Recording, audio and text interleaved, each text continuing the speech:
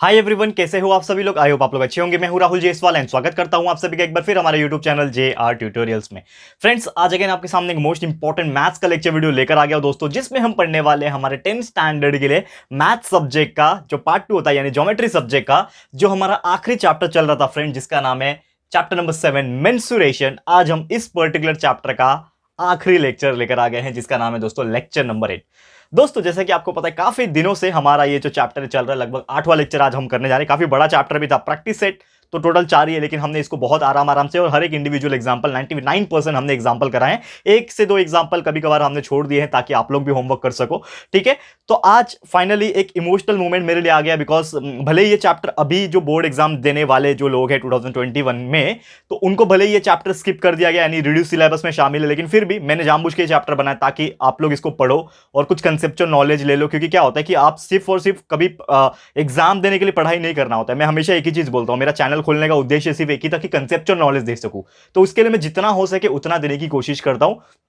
तो emotional movement मेरे लिए इसलिए भी है कि दोस्तों, इस जर्नी की जो शुरुआत की थी मैंने लगभग 8-9 महीने पहले, लगभग 1 साल पहले की थी दोस्तों, जब हमारा मेन लॉकडाउन हुआ था 2020 में, 2020 में, 2020 में। तो बेसिकली मैंने सोचा था कि यार क्यों ना आपके लिए जितना भी पूरा सिलेबस जो है वो कंप्लीट कराऊं, एक एक चीज पढ़ाऊं। रिड्यूस सिलेबस के ऊपर कभी नहीं किया। बहुत लोग बोले सर आप पूरा पूरा क्यों पढ़ा रहे हो, रिड्यूस सिलेबस पढ़ाओगे जल्दी पोर्शन हो जाएगा, ठीक है ना। तो आज हमारा कितना लेट दोस्तों, आप देखोगे तो कितना लेट हमारा पोर्शन कंप्लीट हो रहा है, लेकिन टेंशन लेने वाली बात नहीं है। जो आपके रिड्यूस सिलेबस थे वो तो हमने पहले ही कंप्लीट कर दिया था, आपको बस पढ़ाई करना था। तो एक बहुत ही यूनिक महसूस हो रहा है मेरे को। पता नहीं क्यों ये बोलना चाहिए कि नहीं आप लोग को, आई डोंट नो, बट क्या होता है ना कि हम लोग जब कुछ चीज स्टार्ट करते हैं और जब उसको शुरुआत करते हैं तो हमें पता नहीं होता है कि हम उसको खत्म कर पाएंगे कि नहीं। तो मेरी भी जर्नी कुछ ऐसी रही है दोस्तों। मैंने जब स्टार्ट किया था, मैंने कभी सोचा नहीं था कि मैं यूट्यूब में इतना आगे बढ़ूंगा और ये चैनल को इतना आगे लेके जाऊंगा और आप लोग इतना प्यार दिखाओगे मुझे कि हम आगे इस तरह से डेडिकेशन के साथ काम करेंगे। तो इसलिए भी एक इमोशनल मोमेंट है कि आज जो हमने कमिटमेंट की थी आप लोग को 1 साल पहले, आज हम वो पूरा कर रहे हैं। ठीक है, चाहे वो 7th के, तो 7th का तो लगभग 15-20 दिन पहले, 7th 8 9 का तो हमने 15-20 दिन पहले ही सिलेबस कंप्लीट कर दिया 100%। वो भी एक चैप्टर स्किप नहीं किया, एक क्वेश्चन स्किप नहीं किया, हर एक चीज कंप्लीट करा दिया। तो आपके अगर छोटे भाई कोई होंगे, भाई बहन होंगे और बाकी के स्टूडेंट्स अगर देख रहे होंगे, तो जरूर से आप हमारा प्लेलिस्ट चेक कर लो, आपको सब चीज मिल जाएगा। ठीक है, साइंस एंड मैथ्स की हम बात कर रहे हैं। बाकी जो सब्जेक्ट है सोशल स्टडीज, उसके भी वीडियोस हम जल्द से जल्द डालने वाले हैं, जैसे मैंने प्रॉमिस किया है आपको, तो वो भी आ जाएगा, आपको टेंशन नहीं लेना है। तो चलिए, आज आखिरी लेक्चर है और आखिरी प्रैक्टिस सेट जो इस चैप्टर का है उसको भी शुरुआत कर लेते हैं एंड इसको आज के दिन ही खत्म कर देंगे। तो सबसे पहले हेडिंग डाल देते हैं, क्या पढ़ना है हम लोग को। एक टॉपिक है सबसे पहले, जो प्रैक्टिस सेट 7.4 पढ़ेंगे, लेकिन उसके पहले वो टॉपिक क्या है, किस बारे में पढ़ना है, वो हम लोग देख लेते हैं। तो टॉपिक का नाम है दोस्तों सेगमेंट ऑफ ए सर्कल। क्या नाम है टॉपिक का? Segment of a circle. इसके पहले हमने सेक्टर पढ़ा था, अगर आपने नहीं देखे पुराने वीडियोस जाके देख लेना इस चैप्टर के अंदर, लेक्चर नंबर 7 तक। तो आज का टॉपिक है सेगमेंट ऑफ अ सर्कल। एक सर्कल के अंदर सेगमेंट किस प्रकार होता है, ठीक है। तो लेट्स सपोज, अगर मैं बात करूं यहां पे कि एक सर्कल में ड्रॉ करता हूं, ये सर्कल है हमारा, ठीक है, ये एक मिड पॉइंट होगा। अब मिड पॉइंट के अंदर मैं क्या करता हूं, ये तो चलो मिड पॉइंट का नाम ओ दे दिया, लेकिन समझ लो एक सर्कल के अंदर मैं ऐसा कॉर्ड ड्रॉ करता हूं। कॉर्ड तो आपको पता है, ये कॉर्ड क्या होता है, ए बी नाम का कॉर्ड है। ड्रॉ कर लिया तो आपको यहां पे दिख रहा है कि सर्कल जो है ये कॉर्ड के वजह से 2 हिस्सों में डिवाइड हो गया, 2 हिस्सों में बढ़ गया है। तो एक ये हिस्सा है, समझ लो, ये हैचिंग लाइन दिखा देता हूं मैं, शेडिंग लाइन। तो ये जो हिस्सा है इसको मैं बोलूंगा, क्या बोलूंगा, माइनर सेगमेंट, यानी कि छोटा वाला हिस्सा है ना, ये छोटा हिस्सा, इसके लिए हम लोग इसको बोलेंगे माइनर सेगमेंट। और ये जो बड़ा वाला हिस्सा जो दिख रहा है आपको, this is called as a major segment. यानी कि सेगमेंट का मीनिंग तो आपको पता चली गया होगा, क्या होता है, हिस्सा। सेगमेंट का मतलब क्या होता है, एक पार्ट हम लोग बोलते हैं, सेगमेंट बोल सकते हैं, तो वो हिस्सा होता है। ठीक है, तो ये छोटा जो हिस्सा रहेगा उसको माइनर सेगमेंट बोलेंगे, बड़ा हिस्सा जो रहेगा मेजर सेगमेंट रहेगा। क्लियर है, ये चीज आपको क्लियर हो गया होगा। अब वही एक चीज है कि ये मेजर सेगमेंट माइनर सेगमेंट तो आपको पता चल गया, लेकिन जो क्वेश्चन जिसके ऊपर पूछता है आपको, अगर प्रैक्टिस सेट पर सॉल्व करेंगे आपको पता चलेगा, और एग्जाम में अगर आपको कोई क्वेश्चन पूछेगा इस सेगमेंट ऑफ सर्कल के टॉपिक में से, तो वो आपको पूछेगा एरिया ऑफ सेगमेंट। ठीक है, तो एरिया ऑफ सेगमेंट निकालने का एक फॉर्मूला होता है, इसको आप लिख लो और इसको लर्न कर लेना, क्योंकि जितने भी एग्जाम्पल हम लोग आज सॉल्व करने वाले हैं या फिर एग्जाम में आपको पूछेंगे इस टॉपिक के ऊपर, तो एक ही फॉर्मूला से सॉल्व करना रहेगा, जो कि है area of segment is equal to R square pi theta upon 360 minus sine theta divide by 2। This is the formula. बहुत सिंपल सा फॉर्मूला है, हार्ड दिख रहा होगा लेकिन ऐसा कुछ हार्ड नहीं है, आप देखोगे सिंपल सा। अगर आपको कोई भी एरिया ऑफ सेगमेंट कैलकुलेट करना है, चाहे वो एरिया मेजर सेगमेंट का हो चाहे वो माइनर सेगमेंट का हो, बस आपको ये फॉर्मूला यूज करना है, that is area of segment is equal to R square, correct है। फिर ब्रैकेट में पाई थीटा अपॉन 360, आर तो आपको पता है रेडियस होगा, तो जो भी सर्कल दिया रहेगा उसका रेडियस जो भी रहेगा वहां पे यूज करना है। पाई का वैल्यू आपको पता है 3.14 ले लो या फिर 22/7 ले लो। थीटा क्या होगा, जो भी एंगल दिया रहेगा, फॉर एग्जांपल मेरा सर्कल है तो यहाँ पे सेंटर पॉइंट से लेके इतना ऐसा एक एंगल दिया हुआ है, ठीक है, और ये शेड यानी कि इसका आपको पूछा रहेगा निकालने के लिए। तो यहाँ पे जो भी एंगल बनेगा वो क्या रहेगा, आपका थीटा रहेगा, ठीक है। तो वो थीटा का वैल्यू आपको दिया रहेगा, या तो आप तरीके से फाइंड आउट कर लोगे, मैं बता दूंगा, डोंट वरी, 360। और ये साइन थीटा, थीटा जो भी रहेगा साइन थीटा का वैल्यू आप निकाल सकते हो। ट्रिग्नोमेट्री आपने पढ़ाई है दोस्तों, मैंने पढ़ाया आपको, तो इससे हम लोग कैलकुलेट कर सकते हैं। तो ये फॉर्मूला फटाफट से नोट डाउन कर लो एंड सीधा आपको मैं लेके चलता हूं हमारे प्रैक्टिस सेट नंबर 7.4 के ऊपर। एंड उसके टोटल 5 एग्जांपल है, लेकिन मैं आपको सिर्फ 2 कराने वाला, क्योंकि हर एक एग्जांपल सेम ही है, सेम मतलब सेम तरीके से सॉल्व करना है। तो सबके सब में कराने से अच्छा सिर्फ 2 कराऊंगा, बाकी 3 आपके लिए छोड़ूंगा ताकि आप होमवर्क कर सको। जाते जाते तो होमवर्क देके ही जाऊंगा ना दोस्तों, ठीक है। तो चलिए शुरुआत करते हैं। तो उम्मीद करता हूं कि आपने ये फॉर्मूला लिख लिया होगा, नोट डाउन कर लेना। एंड मैं सीधा आपको लिए चलता हूं अभी प्रैक्टिस सेट के ऊपर। बहुत ही मजा आएगा आज इसको हम लोग को सॉल्व करने में, ठीक है। सबसे पहले हेडिंग डाल लेते हैं। जैसे मैंने बोला कि क्या नाम है हमारा, क्या करने वाले आज हम लोग प्रैक्टिस सेट को पढ़ने वाले हैं, ठीक है। That is practice set number 7.4, ठीक है। आज हमारा आखिरी प्रैक्टिस सेट होने वाला है इस मैथ्स का। आज के बाद हमारा आपको वीडियोस दिखेंगे नहीं, कौन से वाले, लेक्चर्स वीडियो, लेकिन बाकी के जो वीडियोस होंगे यानी कि इसी टॉपिक के ऊपर कुछ प्रैक्टिस पेपर, कुछ इंपॉर्टेंट क्वेश्चंस आपको आगे वाले दिनों में देखने मिल जाएंगे। तो आपको टेंशन नहीं लेना कि सिलेबस कंप्लीट हो गया मतलब अभी कुछ नहीं आने वाला। बहुत सारे वीडियोस की भरमार है जो हम डेली बेसिस पे डालते हैं। आपको पता होगा हर दिन हम 3-4 वीडियो तो ईजिली डाल ही लेते हैं। पहले तो हम 5-5 वीडियो डालते थे, तो अभी डेली बेसिस पे 3-4 वीडियो तो अपलोड हो रहा है, जो कि लेक्चर्स जो है वो तो पहले कंप्लीट हो गए, लेकिन उसके अलावा भी बहुत सारी चीजें आपको वहां पे मिल रही है। तो वहां पे चेक करते रहना, आपको मिल जाएगा, बहुत काम के चीज मिल जाएंगे आपको, ठीक है। तो चलिए शुरुआत कर लेते हैं। सबसे पहले मैं हेडिंग डालूंगा यहाँ पे क्वेश्चन नंबर 1, ठीक है ना। क्वेश्चन नंबर 1 में आपको क्या दिया हुआ है, एक सर्कल दिया हुआ है, ठीक है। आप टेक्स्ट बुक अपने पास रखोगे तो डेफिनेटली आपको हेल्प मिलेगा, क्योंकि क्वेश्चंस हम पूरा लिखाते नहीं है, क्वेश्चंस हम लोग सिर्फ बताते हैं कि क्या क्या दिया हुआ है और क्या पूछा है, करेक्ट है। तो आप रेफर कर सकते हो अपना टेक्स्ट बुक। तो क्वेश्चन नंबर 1 जो पूछा है, इसमें एक सर्कल दिया हुआ है, ठीक है ना। इस प्रकार से एक सर्कल दिया है, ठीक है। ये सर्कल दिख रहा होगा आपको। सर्कल में पहले मैं सर्कल ड्रॉ कर लेता हूं किस प्रकार दिया हुआ है, ठीक है ना। ये इस तरह से पॉइंट दिए हुए हैं,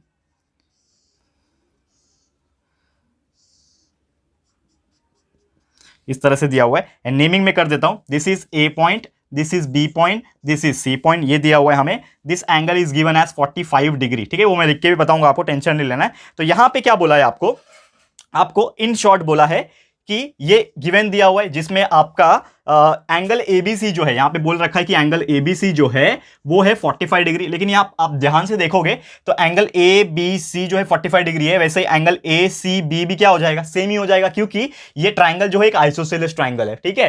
तो कोई भी आइसोसेलेस ट्राइंगल में अगर ये एंगल 45 होगा तो ये भी एंगल 45 ही होगा। तो हम लोग इन शॉर्ट बोल सकते हैं कि therefore angle A C B भी जो होगा वो भी कितना होगा, 45 डिग्री होगा, क्योंकि दोनों इक्वल होते हैं, करेक्ट है। हम लोग ऐसा बोल सकते हैं। रीजन आपको देना है तो आप दे सकते हो कि angle ABC will be, angle ABC is equal to angle A C B, ये रीजन है, आप दे सकते हो। वो रीजन अगर आप देना चाहो तो दे सकते हो, ठीक है। क्यों है ये आइसोसेलेस ट्राइंगल, ऐसा लिख सकते हो, ठीक है ना। आइसोसेलस, स्पेलिंग गलत लिख दिया मैंने, आइसोसेलस ट्राइंगल, ठीक है ना। आइसोसेलस ट्राइंगल है इसलिए हमने ये किया। ओके, अब ये चीज समझा आपको, ये चीज इतना तो समझ में आ गया होगा। अब आगे आप देखोगे तो क्या दिया हुआ है यहां पे, आप ध्यान से देखोगे तो आपको ये एंगल नहीं पता है, आपको वो एंगल नहीं पता है। लेकिन आपको एक चीज तो पता होगा दोस्तों कि अगर ये मैं पूरे ट्राइंगल को कंसीडर करूं, इन ट्राइंगल, ये पूरा ट्राइंगल का नाम क्या है, एबीसी, ये पूरे ट्राइंगल को कंसीडर करूं तो मुझे एक चीज पता है कि अगर मैं तीनों ट्राइंगल में जितने भी एंगल है उनको प्लस करूंगा तो 180 हो जाएगा, बिकॉज वी नो दैट कि जितने भी एंगल एक ट्राइंगल में होता है उसको प्लस करके 180 आता है। तो अगर मैं करूं angle A B C plus angle A C B plus angle B A C, ये तीनों को प्लस करूंगा तो 180 डिग्री आएगा। क्यों आएगा वो रीजन हमें पता है। अब जो वैल्यू पता है वो डाल दो। एबीसी पता है कितना है, 45 डिग्री है, तो इसके जगह पे मैं 45 लिख सकता हूं, प्लस एसीबी पता है मुझे कितना है, एसीबी भी 45 डिग्री है, प्लस बीएसी पता है क्या, नहीं, मुझे ये तो निकालना है ना सबसे पहले, तभी तो हमारा एरिया निकल पाएगा। तो बीएसी निकालेंगे, that is angle BAC is equal to 180 degree. यानी कि क्या हो जाएगा कि एंगल बीएसी जो रहेगा वो हो जाएगा 180 माइनस 45 प्लस 45 90 डिग्री। तो 180 माइनस 90 कितना होगा, 90 होगा। देयरफॉर आपको एंगल बीएसी का जो वैल्यू है वो मिल गया, कितना मिल गया, 90 डिग्री मिल गया, ठीक है। तो 90 डिग्री मिल गया। और ये आपको पता है कि ये सेंट्रल एंगल जो होता है उसको थीटा बोलते हैं, तो देयरफॉर ये एंगल बीएसी मतलब क्या है, थीटा है। तो theta is equal to 90 degree मिल गया। अब थीटा जब 90 डिग्री मिल गया, आपको पूछा क्या है निकालने के लिए, इन शॉर्ट जो मेन क्वेश्चन जो पूछा आपको क्या निकालने पूछा है कि ये जो दिख रहा है आपको बी और ये एक्स है, यहां पे मैंने लिखना भूल गया, तो बी एक्स सी जो आपको दिख रहा होगा, this is B point, X point and C point. तो बी एक्स सी जो दिख रहा है इसका आपको एरिया निकालना है। तो ये क्या है, बी एक्स सी क्या है, एक माइनर सेगमेंट है, तो कोई भी सेगमेंट का एरिया निकालने का फॉर्मूला क्या है, area of segment, area of segment. लेकिन कौन सा सेगमेंट है ये है BXC। तो इस चीज का एरिया निकालने का जो फॉर्मूला है हमारे पास, जो अभी अभी हमने पढ़ा, क्या है, R square pi theta upon 360 minus sine theta divide by 2। अब इसमें हम लोग वैल्यूज डाल देंगे और देखते हैं कि हमारा आंसर कौन सा आ रहा है, कितना आ रहा है। ठीक है, अब ध्यान से आप देखोगे तो आर कितना है हमारे पास, रेडियस कितना है हमारे पास, दिया है क्या, यस बिल्कुल दिया है। तो यहां पे जो रेडियस है वो भी उन्होंने दे के रखा था, जो कि है 7√2। मैंने आपको लिखा नहीं यहां पे कि जो AC का जो वैल्यू था, ये AC का जो वैल्यू था वो उन्होंने दे के रखा है 7√2, यानी कि रेडियस कितना हो गया, 7√2 ही हो गया। ठीक है ना, AC जो 7√2 दिया, यानी कि रेडियस जो है, चाहे AC ले लो चाहे AB ले लो, दोनों एक ही इक्वली होंगे ना, क्योंकि वो सेम सर्कल के रेडियस है। तो यानी कि AC इज इक्वल टू 7√2, जो कि क्या हो जाएगा, R होगा, रेडियस होगा। तो मैं ले लूंगा R के जगह पे क्या ले लूंगा, 7√2। तो 7√2, इसको थोड़ा सा और इस तरह से लिखता हूं मैं, थोड़ा स्पेस हो जाएगा हमारे पास। तो 7√2 और इसका क्या करना है, स्क्वायर करना है। ठीक है, फिर ये ब्रैकेट ओपन हो जाएगा, पाई थीटा, पाई का वैल्यू कितना लूंगा मैं, 3.14 लूंगा। थीटा का वैल्यू मैं लेता हूं, कितना दिया हुआ देखो, थीटा हमने निकाला 90 डिग्री दिया है, तो 90 डिग्री ले लिया, अपॉन हो जाएगा 360 माइनस साइन थीटा का वैल्यू है 90/2। अब इसको सॉल्व कर लो, आपका आंसर आ जाएगा। देखो 7√2 का स्क्वायर कैसे निकालते हैं, 7 का स्क्वायर होता है 49 और √2 का स्क्वायर होता है 2, यानी कि 49 मल्टीप्लाई बाय 2 यानी कि 98। ठीक है, 49 2 98, मतलब इसके जगह पे 7√2 का स्क्वायर के जगह पे हम लोग 98 लिख सकते हैं। करेक्ट है ना, इजी मेथड है ना ये। तो हम लोग लिखेंगे यहाँ पे 98, ये हो गया बाहर 98। इसको अभी क्या करेंगे, देखो ये 90 जो है, ये 0 और ये 0 कट जाएगा, 9 1 जा 9 होता है, 9 4 जा 36 होता है, यानी कि 3.14 डिवाइड बाय 4 हो गया।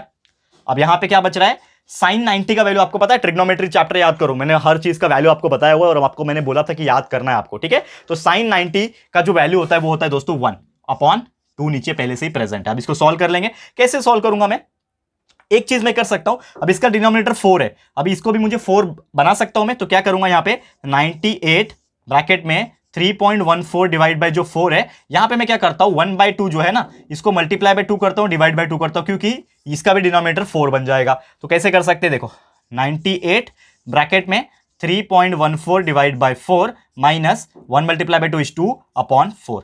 तो क्या हो जाएगा, सॉल्व करेंगे तो देखो यहाँ पे ना, देखो स्पेस खत्म हो गया मेरा, तो भी यहाँ पे मैं करूंगा सॉल्व, डोंट वरी। ठीक है, 98 3.14, अभी नीचे डिनोमिनेटर सेम हो गया, यानी कि 3.14 माइनस 2 और नीचे हो जाएगा 4। ठीक है, अब इसके आगे का यहाँ पे कंटिन्यू करता हूँ। ठीक है, उम्मीद कर रहा हूं आपको दिख रहा होगा वो क्या है वो, डोंट वरी, बस 2 मिनट और लगेगा हमारा, 2 मिनट भी नहीं, मतलब 10 सेकंड लगेगा, आपका एग्जाम्पल खत्म हो जाएगा। ठीक है, ये डायग्राम का काम खत्म हो गया ना, अभी मैं ये मिटा देता हूं, यहाँ पे आपको मैं सॉल्व करके दिखाऊंगा। ठीक है, ध्यान लगा के देखो, आपको हर एक चीज दोस्तों क्लियर हो जाएगा, टेंशन बिल्कुल नहीं लेना है। ठीक है, अब देखो यहाँ पे ये स्पेस हम यूटिलाइज कर रहे हैं, यहाँ पे थोड़ा सा ध्यान लगा के देखना। अब मैं क्या बता रहा हूं आपको कि ये 98 जो है, क्या बोल रहा है मैंने कि 98 जो है यहाँ पे, ठीक है, 1 मिनट रुक जाओ आप,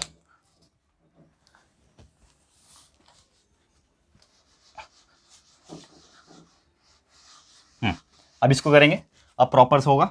ठीक है, अब जैसे मैंने बोला लास्ट में क्या है, 98 है। ठीक है, तो 98 जो है 3.14 माइनस 2 है, तो 3.14 में से 2 गया तो कितना बचेगा, 1.14 बचेगा, यानी 1.14 डिवाइड बाय 2 हो गया। ठीक है, अब 98, ठीक है, ये 98 है दोस्तों, तो 98 मल्टीप्लाई बाय 1.14 डिवाइड बाय 4 है, सॉरी माफ कीजिएगा, इधर मैंने 2 लिख दिया, यहाँ पे 4 है, डिवाइड बाय 4 है। अब इसको हम लोग सॉल्व करेंगे तो हमारा आंसर आएगा इज इक्वल टू 98, ये 1.14 डिवाइड बाय जो 4 है, इसको अगर मैं डिवाइड करके आंसर निकालूं, जो कि आ रहा है आंसर 0.285, तो 98 मल्टीप्लाई बाय 0.285 कर दूंगा तो आपका फाइनल आंसर आ जाएगा, जो कि आ रहा है 27.93 centimetre square, and this is your final answer, this is your final answer 27.93। Clear है दोस्तों, तो उम्मीद करता हूं कि आपको ये चीज समझ में आ गया होगा। तो ध्यान से देख लेना किस तरह से हमने इसको सॉल्व किया है दोस्तों, बहुत ईजी एग्जाम्पल है और इसी प्रकार के क्वेश्चंस अक्सर आपके एग्जाम में पूछेंगे।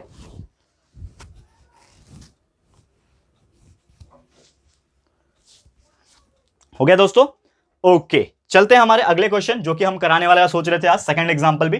ठीक है, थोड़े बड़े एग्जांपल है दोस्तों, लेकिन ट्रस्ट मी, जितना इजी है एग्जांपल है उतने, जितने दिखते हार्ड है उतने इजी है। ठीक है ना, ये आपको समझ में आ रहा होगा। ठीक है, अब मैं इसको क्या करता हूं, रफ कर लेता हूं। ओके, चलो, ये हो गया, उम्मीद करता हूं आपने इसको नोट डाउन कर लिया होगा। तो चलते हैं हमारे क्वेश्चन नंबर 2 की तरफ, जो हमारा आज का क्वेश्चन नंबर 2 है, इसको करा लेंगे और ये कराने के बाद मैं स्टॉप करूंगा, क्योंकि इसके बाद के एग्जांपल्स भी लगभग सेम ही है, ऐसे ही तरीके से आपको सॉल्व करने हैं, तो वो मैं आपके लिए होमवर्क दे दूंगा। ठीक है, चलो, ओके,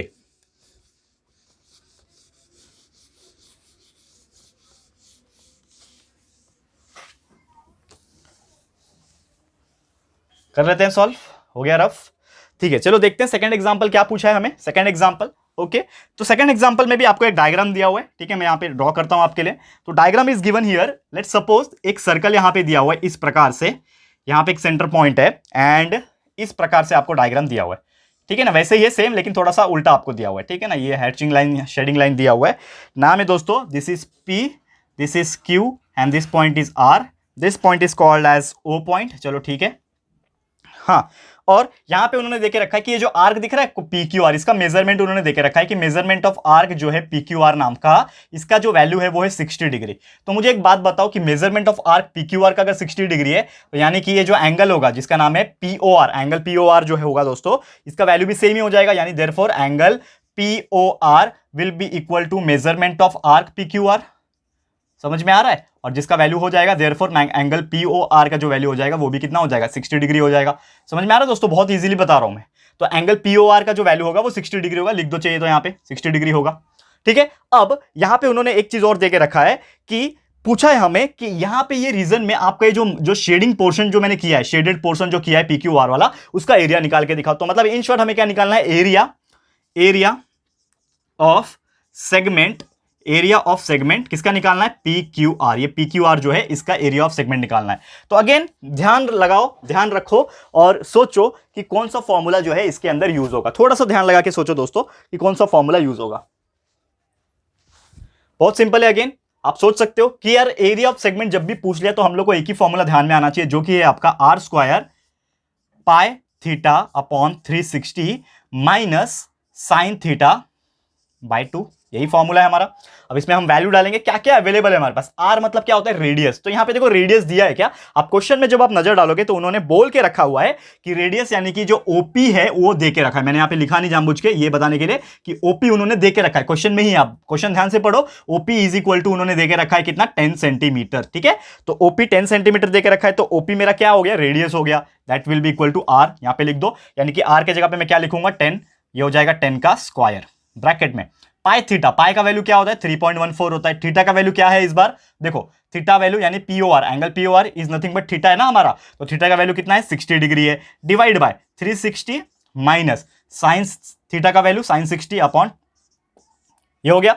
सॉल्व कर लेंगे इसको, कैसे सॉल्व करेंगे, देखो ये जीरो कट हो जाएगा, 6 1 जा 6 हो जाएगा, 6 6 जा 36 हो जाएगा। यानी कि क्या बचेगा यहाँ पे लिखता हूं मैं, यहाँ पे क्या बचेगा, ये 10 का स्क्वायर कितना हो जाएगा, 100। यहाँ पे मैंने लिख दिया 100, ठीक है। ब्रैकेट में 3.14 ऊपर बच रहा है और नीचे 6 बच रहा है, तो लिख दो यहाँ पे 3.14 बटे 6, ठीक है। नीचे 6 आ गया, ठीक है। क्लियर है दोस्तों, उम्मीद कर रहा हूं आपको समझ में आ रहा होगा। माइनस साइन 60 का वैल्यू आपको याद आ रहा है, ट्रिग्नोमेट्री चैप्टर याद कर लो। साइन 60 का वैल्यू जो होता है वो होता है √3/2, यानी कि माइनस तो है ही पहले से। यहाँ पे साइन 60 का वैल्यू लिख दो यहाँ पे √3/2 और ये 1/2, ये 2 नीचे है ना, यानी कि 1/2 है वो, तो मल्टीप्लाई बाय 1/2 ये हो गया। समझ में आया कैसे किया मैंने। साइन 60 का वैल्यू क्या है, √3/2 ना, तो ये √3/2 और ये 1/2, तो यानी कि मल्टीप्लाई हो जाएंगे दोनों, √3/2 मल्टीप्लाई बाय 1/2। तो इसको सॉल्व कर लो। सबसे पहले ये 100 हो गया, ये 3.14 डिवाइड बाय 6 हो गया, ठीक है।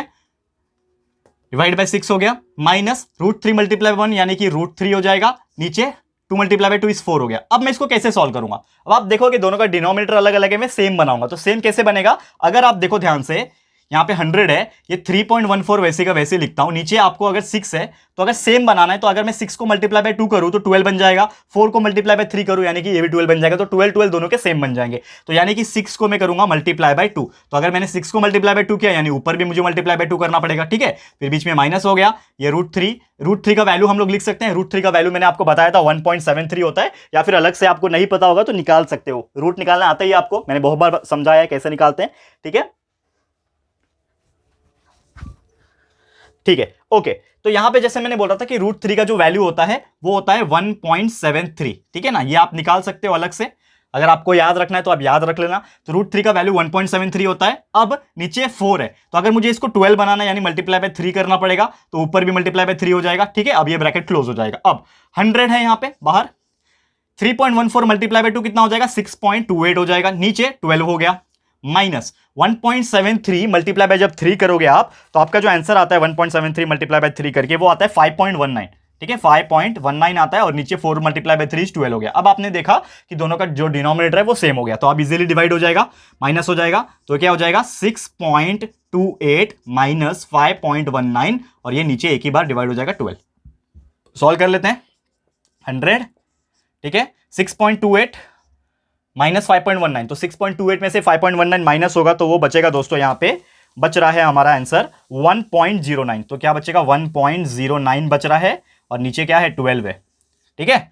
अब मैं क्या कर सकता हूं, देखो एक चीज, ये 100 मल्टीप्लाई बाय 1.09 है ना, तो 100 मल्टीप्लाई बाय 1.09 मतलब कितना हो गया 109 हो गया और नीचे 12 हो गया, तो 109 को 12 से डिवाइड करो, आपका आंसर आ जाएगा जो कि हमने निकाल रखा है already 9.08 centimetre square, and this is your final answer. तो 9.08 सेंटीमीटर ये आपका आंसर है और उम्मीद कर रहा हूं कि आपका ये सेकंड एग्जांपल भी आपको समझ में आ गया होगा। तो इस तरीके से आपको मैंने 2 एग्जांपल के थ्रू समझाने की कोशिश की कि अगर आपको कोई भी एरिया ऑफ सेगमेंट, इसी प्रकार के क्वेश्चन आते हैं एग्जाम में, बेसिकली यही सेम ही क्वेश्चन आएगा, मतलब नंबर्स जो है वो चेंज हो सकते हैं लेकिन सेम टाइप के क्वेश्चन आते हैं, थीटा का एंगल जो है वो चेंज हो सकता है, रेडियस चेंज हो सकता है, लेकिन टोटल मेथड इज सेम, ठीक है। तो ये जो 2021 चल रहा है इसके तो बोर्ड एग्जामिनेशन में ये चैप्टर थोड़ा सा मुश्किल है पूछना, लेकिन जैसे कि आपको पता है कि आपको सिलेबस कंप्लीट करने के लिए और आपके खुद के लिए पढ़ाई करनी है और किसी और के लिए पढ़ाई नहीं करनी है, और जो आगे वाले स्टैंडर्ड रहेंगे उनके लिए भी तो पढ़नी है, क्योंकि उनके लिए जरूरी नहीं है कि वो सिलेबस रिड्यूस रहेगा, ठीक है। तो इसी के साथ हमारा ये सेकंड एग्जांपल समाप्त होता है और बाकी के जो रिमेनिंग 3 एग्जांपल है इस प्रैक्टिस सेट के अंदर, प्रैक्टिस सेट नंबर 7.4 जो हमारा चल रहा है, बाकी एग्जांपल्स भी सेम ऐसे ही है, बस आपका एंगल वंगल जो है या फिर जो रेडियस वगैरह है वो सभी चेंज करके दिया है। तो उम्मीद करता हूं कि यार 2 एग्जांपल के थ्रू हमने आपको समझा दिया, तो उम्मीद करता हूं कि हर एक चीज आपको समझ में आ गया होगा और इजीली आप उसको भी सॉल्व कर पाओगे।